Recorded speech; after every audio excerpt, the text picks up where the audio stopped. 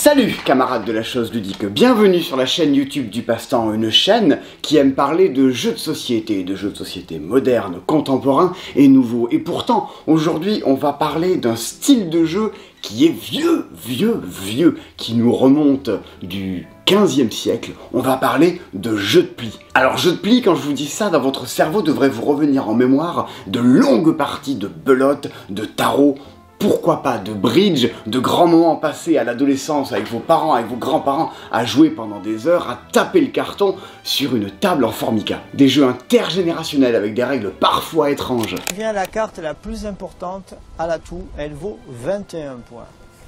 Le 9 vaut 14 points. Dans lequel on peut passer des heures et des heures à noter des scores sur un petit bout de papier, à recompter des cartes et à débattre. C'est le bonheur des jeux de société et ils sont clairement un élément très majeur de notre culture ludique contemporaine. Ces jeux traditionnels ont bien évolué au fil des siècles et au fur et à mesure que nos sociétés évoluaient également. Et de nos jours, ce style de jeu, le jeu de pli, a été repris, retransformé et réamélioré, réinventé par des auteurs qui chaque année proposent de nouveaux jeux innovants et absolument géniaux. Alors il en existe plein, mais j'ai décidé de n'en garder que 5. Les 5 que je préfère et que je vais vous présenter aujourd'hui. Alors je préfère prévenir, dans cette vidéo, il y a des jeux qui ne sont plus commercialisés, qui ne sont plus trouvables dans les magasins de jeux de société, comme le nôtre, le Passe-Temps à Toulouse. Mais le but de cette vidéo est de vous parler de mes jeux préférés, et ça n'aurait pas de sens que je ne vous en parle pas juste parce qu'ils ne sont plus vendus.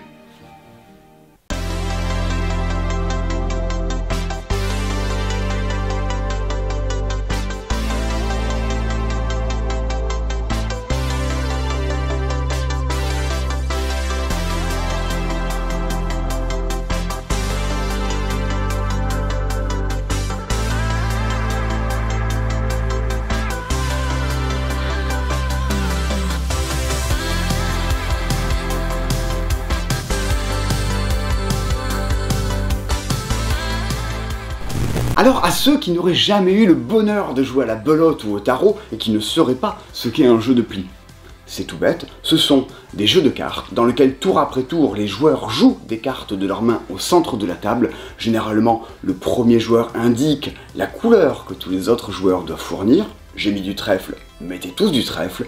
Le joueur avec la plus grande carte de trèfle remporte le pli, lève les cartes et remporte le pli. C'est pour ça que parfois il y a les deux termes, jeu de levée, jeu de pli. Ce sont des détails. Et le but d'un jeu de pli peut être différent, de ramasser un certain nombre de plis, de parier sur le nombre de fois que l'on va remporter des plis au fur et à mesure de la manche, ou alors de gagner certaines cartes spécifiques au fur et à mesure de la partie. Généralement, ce sont des petits jeux de cartes assez rapides, assez dynamiques, dont en 2-3 minutes on a fait une partie et qui vous entraînent jusqu'au bout de la nuit. Les démons de minuit.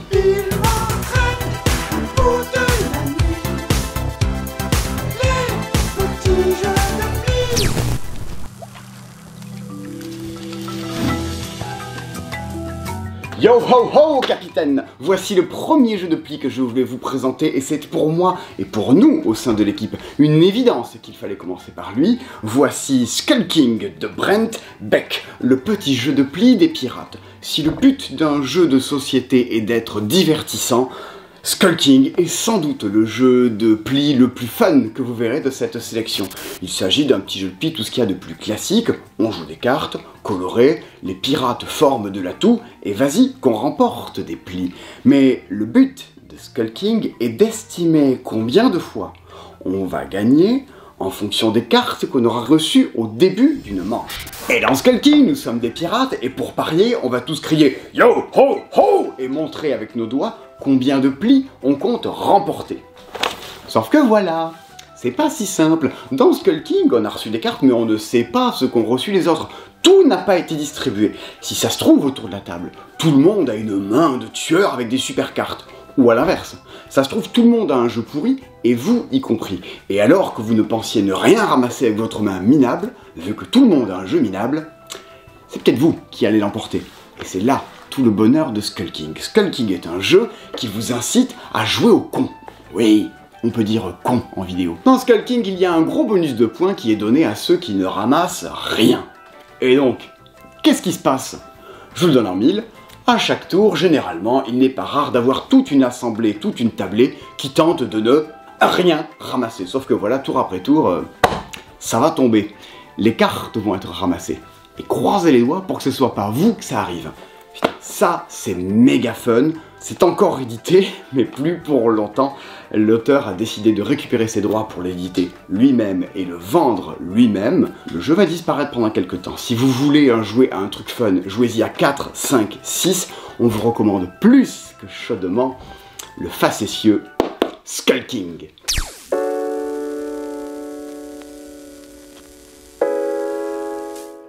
The Crew est un jeu de pli, et ce n'est pas n'importe quel jeu de pli. Certes, comme dans tous les jeux de pli, il va y avoir des joueurs qui jouent des cartes colorées en obligeant leurs coéquipiers à jouer la même couleur. Il va y avoir de l'atout, des joueurs qui remportent et tout va bien.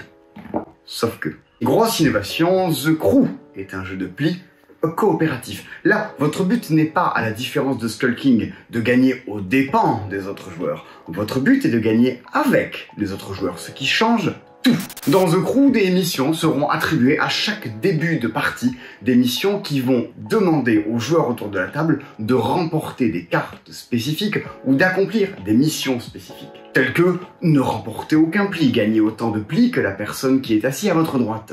Et vous voilà donc embarqué dans une mission spatiale au thème complètement geek dont on se moque quelque peu, à tenter d'accomplir des missions avec vos coéquipiers autour de la table. Et la magie de ce jeu est qu'il n'a pas, comme je viens de vous le dire, un seul but du jeu, mais qu'au fil des parties, 50 buts du jeu différents, 50 missions vont se déclencher, chacune d'entre elles étant plus stratégique, plus complexe que la mission précédente. Et c'est ça qu'on attend d'un excellent jeu de pli, une atmosphère unique autour de la table, un moment hors du temps dans lequel nos seules discussions sont orientées sur qui n'a pas cette couleur, qui va couper, et autour de tout ce vocabulaire propre et unique au jeu de pli. C'est un délice qui parvient à renouveler le genre tout en l'enrichissant, c'est absolument incontournable. Et sachez que cette année sort The Crew 2, un nouvel opus avec 50 nouvelles missions, cette fois-ci qui se passent dans les fonds sous-marins et non pas dans l'espace. Et si certains ont trouvé à redire sur le fait que The Crew ne soit pas véritablement un jeu de stratégie,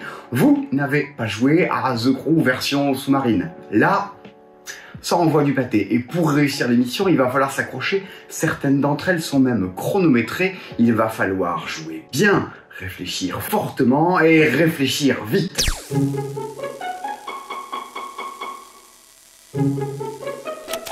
Vous l'avez vu, tous ces jeux sont des jeux qui se jouent à 3, 4, 5. Jusque-là, on n'a toujours pas parlé d'un jeu qui se jouerait à 2. Le genre, quand on l'imagine, quand on s'en fait une représentation mentale, on voit Rému jouer aux cartes autour d'un pastis.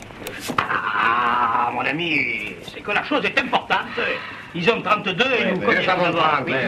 Nous allons en 34. Oui, c'est ce coup-ci que la partie se gagne ou se perd. C'est pour ça que je me demande si Fanny se coupe à cœur. Mais on ne voit pas uniquement 2 joueurs autour d'une table. Et pourtant, des jeux de pli à 2, il en existait quelques-uns, tels que Claim, tels que Le Renard des Bois, aucun qui ne m'est personnellement très convaincu jusqu'à ce que, cette année, sorte chez Mandu Game un jeu coréen d'un auteur qui s'appelle Jeon Il, et ce jeu, c'est Dr. Jekyll versus Mr. Hyde. Jekyll versus Hyde est donc un jeu de pli qui se joue à 2. Un joueur incarnera le Dr. Jekyll et l'autre joueur incarnera un Mr. Hyde. Et au cours d'une petite partie de jeu de pli qui va durer 10 tours, Dr. Jekyll aura pour objectif de remporter 5 des plis qui ont été joués et d'en laisser 5 à Mr. Hyde. Le contrôle, l'équilibre, la maîtrise. Dr. Jekyll. Mais lui, Mr. Hyde, son adversaire, son but sera différent. Son but, le chaos. Lui devra remporter les 10 plis ou essayer de ne rien ramasser du tout et de tout laisser à Dr. Jekyll. Dans tous les cas, de créer un déséquilibre entre eux. Et ce chaos que vous commencez à percevoir n'en est qu'à ses débuts. Car dans Jekyll versus Hyde, déjà, d'entrée de jeu, on va commencer à s'échanger des cartes de notre main afin de se constituer, si on est Dr. Jekyll, une main plutôt équilibrée, et si on est Mr. Hyde, une main des plus triomphantes ou des plus pourries possibles. Mais le génie de tout ça est que le jeu comporte des petites cartes de potions, des cartes blanches qui, elles, pendant la partie, vont venir tout bouleverser. En étant jouées, ces cartes vont vous permettre d'échanger en cours de jeu des cartes avec votre adversaire. Vous pensiez avoir un jeu de tueur, votre adversaire joue une potion, vous voilà obligé de laisser partir vos bonnes cartes. Certaines cartes de potions vont permettre de remettre à jour les atouts, de voler des plis qu'avait déjà remporté votre adversaire. C'est un jeu dans lequel le bouleversement est permanent, les retournements des situations incessants. Autant The Crew est un jeu très contrôlable, très maîtrisable, autant Jekyll vs Hyde est un jeu totalement chaotique, mais surprenant, mais amusant. C'est pour l'instant le jeu à deux auquel j'ai préféré jouer cette année. Une partie de Dr. Jekyll, c'est 10 minutes et on enchaîne les parties. On prend un grand plaisir à changer de rôle. Je vous cache pas que le rôle de Mr. Hyde est plus facile à assumer, à faire n'importe quoi que le genre de Dr. Jekyll, qui lui essaye de tout maîtriser. Franchement, c'est totalement enthousiasmant. Personnellement, j'adore.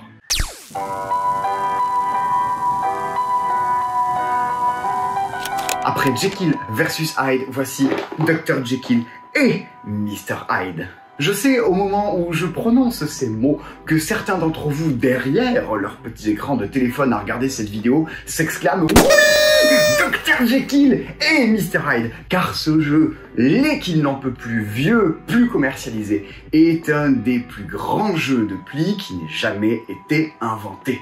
Nous voilà dans un jeu de plis qui se joue en équipe. L'équipe du Dr. Jekyll contre l'équipe de Mr. Hyde. Un jeu donc qui se joue à 4.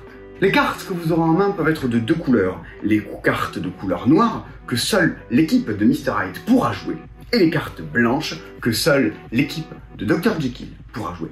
Vous voilà donc à jouer à un jeu de cartes dans lequel vous avez des cartes en main que vous ne pouvez pas jouer. Ça commence à être étrange, accrochez-vous. Tour à tour, voilà qu'on va jouer des cartes devant nous, remporter des plis, marquer des points, récupérer à l'intérieur de tout ça des cartes qui sont des multiplicateurs et qui font exploser vos scores.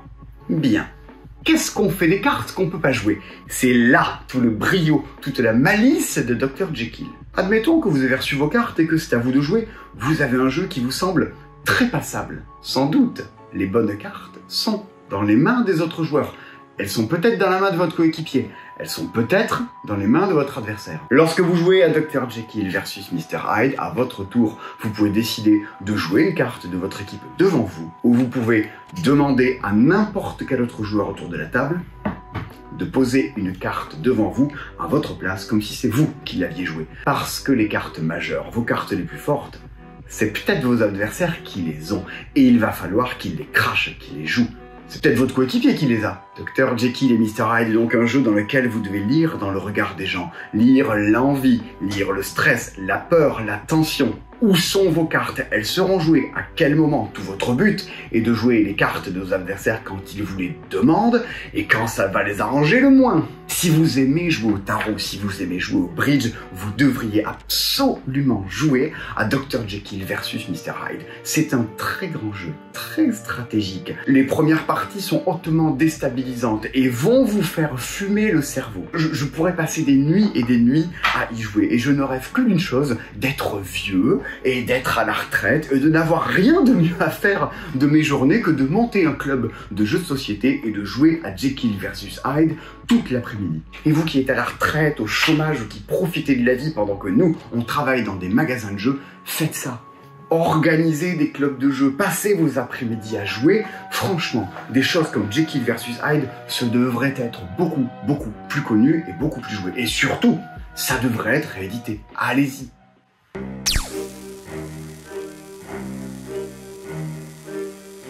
Pour ne rien vous cacher, j'ai longtemps hésité quant au choix du 5e jeu que j'allais vous présenter.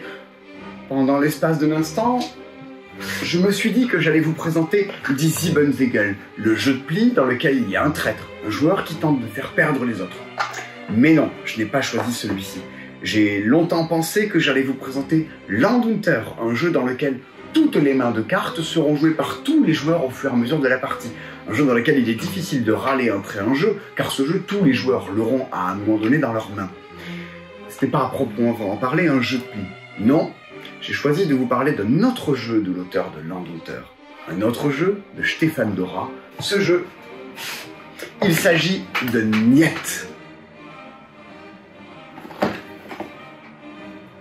Alors je sais, il n'y a pas écrit Niet sur cette boîte. Cette boîte, c'est Fear in Ein, une boîte de chez Amigo qui était commercialisée il y a fort longtemps, dans lequel on pouvait retrouver 4 jeux de pli, dont Niet. Niet, tout comme le tarot, tout comme Dr. Jekyll et Mr. Hyde, est un jeu de pli qui se joue en équipe. Le grand bonheur de Niet est qu'une fois que vous avez reçu votre main de cartes, que vous l'avez un peu étudié, que vous avez un peu regardé si vous aviez un jeu plus ou moins bon, ce jeu va vous permettre de voter pour les règles du jeu qui seront en cours lors de cette manche. Plus exactement, Niet va vous permettre de voter pour les règles du jeu que vous ne voulez pas. Vous ne voulez pas que l'atout soit avec des cartes rouges, éliminez l'atout rouge. Vous ne voulez pas que Sophie constitue les équipes, votez contre Sophie. Vous avez un jeu avec des cartes super fortes, votez pour qu'il y ait beaucoup de points remportés lors de cette manche. Niet est un jeu qui se joue aussi bien avant la partie que pendant la partie.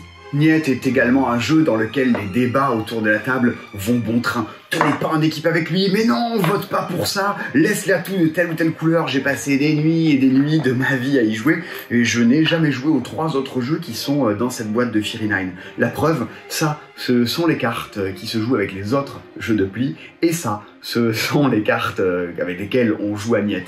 Clairement, elles sont dégueulasses, elles ont vieilli, elles ont vécu, mais c'est ça, un très bon jeu de cartes, ça a une patine de crasse. C'est un bonheur. Un jeu de cartes heureux est un jeu de cartes crasseux.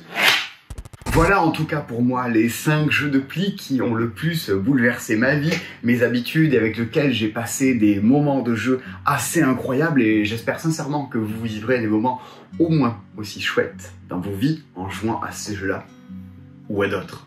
Soyez un camarade de la chose ludique, un spationaute, Dr. Jekyll, Mr. Hyde, soyez un pirate, soyez un joueur, soyez heureux, amusez-vous bien à jouer et fédérez des gens autour de vous au cours de cette activité qui ne rapporte rien si ce n'est le bonheur de vivre et d'exister. Bonne soirée chez vous, salut!